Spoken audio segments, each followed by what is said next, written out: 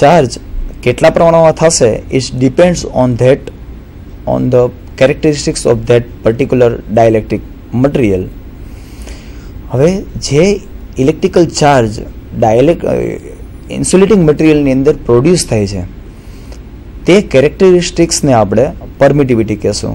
જેમ મેગ્નેટિક મટીરિયલની અંદર પરમિએબિલિટી હતી કે ફ્લક્સને પાસ થવાના ગુણધર્મને આપણે permeability કહેતા હતા.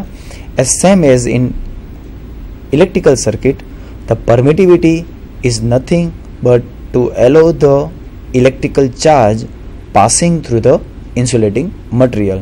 The characteristics of the insulating material, dielectric material, to allow the electrical charge passing through its material. It is called permittivity. Vacuum and air are also dielectric material and they have permittivity. It is denoted by epsilon 0. Vacuum અને એરની પરમિટિવિટીને આપણે base તરીકે reference તરીકે લેવામાં આવે છે. It's value is 8.854 into 10⁻⁻12 farad per metre. Air અને vacuum આ બંને મટીરિયલ જે છે તેની પરમિટિવિટી જે છે તે 8.854 into 10⁻12 ફેરાડે પર મીટર લેવામાં આવે છે અને તે પરમિટિવિટીને એપ્સિલોન 0 તરીકે ડિનોટેડ કરવામાં આવે છે. Relative permittivity. when the permittivity of air and vacuum is taken as reference and permittivity of other material is compared with it, then we get relative permittivity of the dielectric material which we have compared with air or vacuum. It is denoted by epsilon r, relative permittivity epsilon r. So epsilon r is equal to epsilon upon epsilon 0, where the epsilon is the absolute permittivity of particular material. मतलब કે એરની પરમિટિવિટીને reference તરીકે લઈએ અને તેની સરખામણી આપણે બીજા કોઈ મટીરિયલ સાથે કરવામાં આવે તો આપણને મળશે relative permittivity of that particular dielectric materials. દરેક ડાયલેક્ટ્રિક મટીરિયલ્સની રિલેટિવ પરમિટિવિટી ડિફરન્ટ હોઈ શકે. What is epsilon R indicates? Relative permittivity શું ઇન્ડિકેટ કરે છે? Relative permittivity is a number which indicates how many times electrical lines or electrical charge are allowed to pass through it compared to vacuum or compared to air. मतलब કે air અને વેક્યુમની સાપેક્ષે જે કોઈ પણ ડાયલેક્ટ્રિક મટીરિયલ છે એ પોતાનામાંથી કેટલા electrical lines of ફોર્સને અથવા તો ઇલેક્ટ્રિકલ ચાર્જને પાસ થવા દે છે તે દર્શાવે છે રિલેટિવ પરમિટિવિટી. આપણે લઈએ example, mica 5. The relative permittivity of mica is 5, glass is 7.5 and ceramic having a relative permittivity of 7500. This is the example of different dielectric materials, mica, glass, ceramic, etc. Coulomb's law. Coulomb's first law. When two charges are kept nearby, then they experience force of attraction or repulsion. જ્યારે કોઈ પણ બે ચાર્જને બાજુમાં રાખવામાં આવે છે ત્યારે આઈધર રિપલ્ઝન ઓર એટ્રેક્શન ક્રિએટ થાય છે. આપણને ખબર છે કે પોઝિટિવ ચાર્જ અને નેગેટિવ ચાર્જ કેવી રીતના આપણને બને છે. જ્યારે એટમમાંથી ઇલેક્ટ્રોન લઈ લેવામાં આવે છે ત્યારે પોઝિટિવ ચાર્જ બને છે અને જ્યારે એટમમાં ઇલેક્ટ્રોન એડ કરીએ છીએ ત્યારે નેગેટિવ ચાર્જ બને છે. હવે આ પોઝિટિવ ચાર્જ અને નેગેટિવ ચાર્જ જો એકબીજાની નજીક લઈ આવવામાં આવે છે, this is positive charge, this is negative charge, અને જો એકબીજાની નજીક આવશે તો ફોર્સ ઓફ એટ્રેક્શન પ્રોડ્યુસ થશે. સપોઝ પોઝિટિવ ચાર્જ અને બીજો પણ પોઝિટિવ ચાર્જ છે અને તેને બે એકબીજાની નજીક લાવવાની આપણે ટ્રાય કરશું તો force of attraction force of repulsion produce થશે. આ છે Coulomb's first law. Now we see the Coulomb's second law. If the charge are same, then the force is of repulsion. If the charge are not same, then the force of attraction is produced. Second law of Coulomb's. This force is proportional to multiplication of charges and inversely proportional to the square of the distance between them. જે force produce થાય છે attraction either રિપલ્સન, તે force કેટલો હોય છે?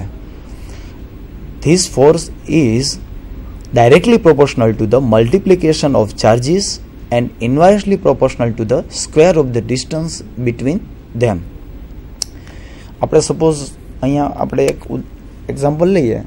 C here, suppose this is one charge and this is another charge. This is 1 coulomb, this is 1 coulomb, and distance between them is equal to 1 meter. Then force of, suppose this is positive charge, then the force of repulsion is produced. This force is proportional to the charge Q1 and charge Q2.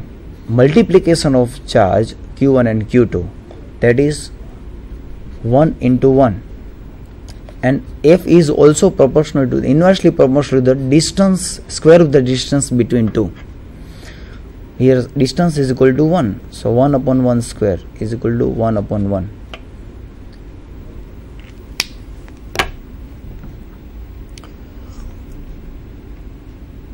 The force F is equal to K into Q1 Q2 upon R square, where the Q1 and Q2 is the charge on the body and R is the distance between that two charged body, and K is the constant. F is proportional to Q1 Q2 upon D square.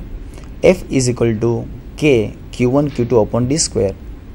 Now constant K is equal to 1 upon 4 pi epsilon, and epsilon is equal to epsilon 0 into epsilon r.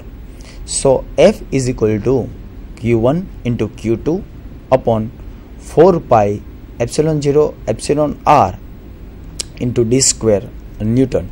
The force of the unit of force is Newton. Now we will learn about electric field. What is electrical field? When one electric charge kept near the other, a force of attraction or repulsion is produced between them. Region around one charge in which another charge experiences force of any kind is called electrical field, either dielectric field or electrostatic field. This is the definition of electric field. When one electric charge kept the other, the force of attraction or repulsion will produce.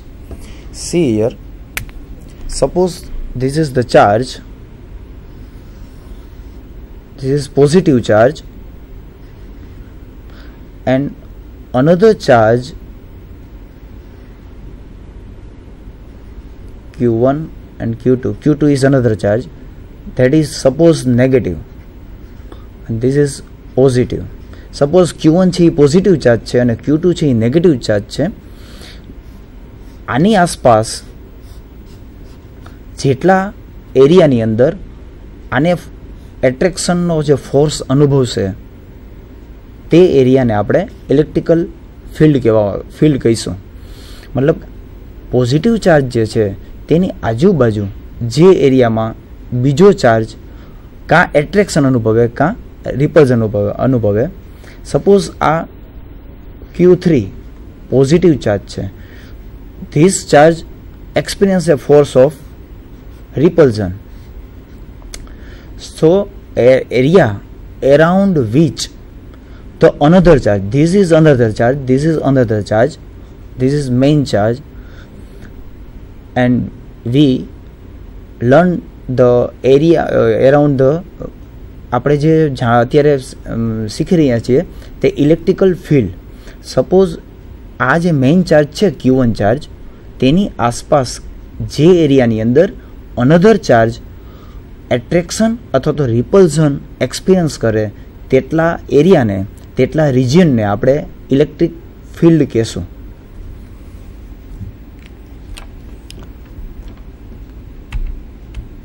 Theoretically, this field extends up to infinite distance from the charge, but practically it will become negligible after some distance. આપણે જોયું કે જે main electrical charge જે છે, body છે, તેની આસપાસ અમુક રિજિયનની અંદર તેનો ફોર્સ એક્સપિરિયન્સ થાય છે, તેટલા એરિયાને આપણે ઇલેક્ટ્રિકલ ફિલ્ડ કહીએ છીએ. ઇલેક્ટ્રિકલ ફિલ્ડ જે છે થિયરિટિકલી એ અનંત અંતર સુધી ફેલાયેલું હોય છે, પણ પ્રેક્ટિકલી જેમ જેમ બોડીથી આપણે દૂર જઈએ, ડિસ્ટન્સ વધતું જશે, તેમ તેમ તેની ઇફેક્ટ જે છે તે ઓછી થતી જશે. Electric lines of force. Electric lines of force. Electrical field is expressed by lines of force. Electrical field જે છે તેને આપણે ઇલેક્ટ્રિકલ લાઇન્સ ઓફ ફોર્સ વડે ઇન્ડિકેટ કરીએ છીએ. A unit positive charge experience force when placed near an electric charge. Now if we draw line in the direction of force, it is called electric lines of force. Suppose a charge છે positive charge body. હવે suppose unit positive charge એને આપણે charge બોડીની બાજુમાં રાખવામાં આવે. આ છે એ ઇલેક્ટ્રિકલ ફિલ્ડ છે, ટોટલી આ ઇલેક્ટ્રિકલ ફિલ્ડ છે due to this charge. Electrical field due to this main charge body, positive charge body. And if you put unit positive charge into this field, then what is to be done? What happened? At that time, force of repulsion is produced. The force in this direction. Force in this direction. Force in this direction. So, we draw a line in the direction of force. So, we can draw in this arrow in this particular position. If we put negative charge, unit negative charge, one unit negative charge, then the force of attraction is produced. This is force of attraction. Let us see here. As per SI system, unit मतलब कि 1 coulomb charges gives us 1 lines of force. So Q lines of force emerges from Q coulombs. मतलब કે 1 coulomb માંથી 1 line electrical lines emerge થાય છે, તો Q coulomb માંથી Q lines emerge થાય. સપોઝ 10 કુલમનો ચાર્જ છે, 10 coulomb charge positive charge body છે, તો તેમાંથી આપણે 10 number of lines, number 1, 2, 3, 4 up to 10 electrical lines we can draw, and that electrical lines indicates the electrical lines of force. As per SI unit, 1 coulomb charge gives us 1 lines of force, so Q lines of force emerges from Q coulomb. Figure shows the electrical lines of force around a positive charge. Arrow is pointing out from positive charge because when unit positive charge placed near it, then force of repulsion is experienced by it. અહીંયા આપણે ફિગરમાં જોઈ શકીએ છીએ કે જ્યારે unit positive ચાર્જને આપણે લઈ આવીએ છીએ, યુનિટ પોઝિટિવ ચાર્જ, આ યુનિટ પોઝિટિવ ચાર્જ છે, આ જે રાઉન્ડ દેખાડેલું છે, અંદર પ્લસ કરેલું છે, તે યુનિટ પોઝિટિવ ચાર્જ છે, અને આ જે છે એ પોઝિટિવ ચાર્જ બોડીનો એરિયા છે, electrical lines of force indicate કરેલી છે. હવે જ્યારે યુનિટ પોઝિટિવ ચાર્જને આપણે અહીંયા ઇલેક્ટ્રિકલ ફિલ્ડ્સમાં આપણે એને રાખશું ત્યારે force of attraction repulsion produce થશે, કારણ કે આ બોડી છે તે પણ પોઝિટિવ છે અને આ બોડી યુનિટ પોઝિટિવ ચાર્જ છે તે પણ પોઝિટિવ છે. તો ફોર્સ ઓફ રિપલ્ઝન પ્રોડ્યુસ થશે અને ફોર્સ જે દિશામાં લાગે છે એ દિશામાં આપણે આ એરો ઇન્ડિકેટ કરેલો છે. મતલબ કે પોઝિટિવ ચાર્જ બોડી જે છે તેને દર્શાવવા માટે, તેને ઇન્ડિકેટ કરવા માટે આપણે arrow pointing out from positive charge body આવી રીતના ઇન્ડિકેટ કરીએ છીએ. Next, in figure shows electrical lines of force around negative charge body. Arrow is pointing out towards to negative charge because when unit positive charge placed near it, then force of attraction is experienced by it. So arrow of electrical field for negative charge is toward it. અહીંયા આપણે ફિગરમાં જોઈ શકીએ છીએ કે આ છે એ negative charge body છે. Totally આ નેગેટિવ ચાર્જ બોડી છે, એને આપણે કેવી રીતના ઇન્ડિકેટ કરવી. હવે એના માટે આપણે યુનિટ પોઝિટિવ ચાર્જને તેની બાજુમાં મૂકીએ. આ છે યુનિટ પોઝિટિવ ચાર્જ છે, આ નેગેટિવ ચાર્જ બોડી છે. તો અહીંયા force of repulse, force of attraction produce થશે અને ફોર્સ જે છે એ આ દિશામાં હશે, from unit positive charge to negative charge body, from unit positive charge to negative charge body. મતલબ કે યુનિટ પોઝિટિવ ચાર્જ છે તે આકર્ષાઈને નેગેટિવ બોડી તરફ જશે. તેથી નેગેટિવ ચાર્જ બોડી છે તેને ઇન્ડિકેટ કરવા માટે જે એરો જે છે એની નિશાની આ પ્રમાણે રાખવામાં આવે છે, જે આકૃતિમાં આપણે જોઈ શકીએ છીએ. Arrow towards negative charge body. અને જ્યારે પોઝિટિવ ચાર્જ બોડીની અંદર પોઝિટિવ ચાર્જ બોડીમાંથી આપણે બહાર નીકળતા હોઈએ તે રીતે આપણે એરો ઇન્ડિકેટ કરીએ છીએ. જ્યારે નેગેટિવ ચાર્જ બોડીને આપણે એરો જે છે એ બોડીની અંદર આપણે જતા હોઈએ તે રીતે ઇન્ડિકેટ કરવામાં આવે છે. Electric field strength or electric field intensity. Electrical field strength at a point is defined as the force experienced by a unit positive charge when placed at the point in the electrical field. Its unit is Newton per coulomb and it is denoted by capital E. તેને આપણે capital E વડે indicate કરીએ છીએ. It is a vector quantity because it has a particular direction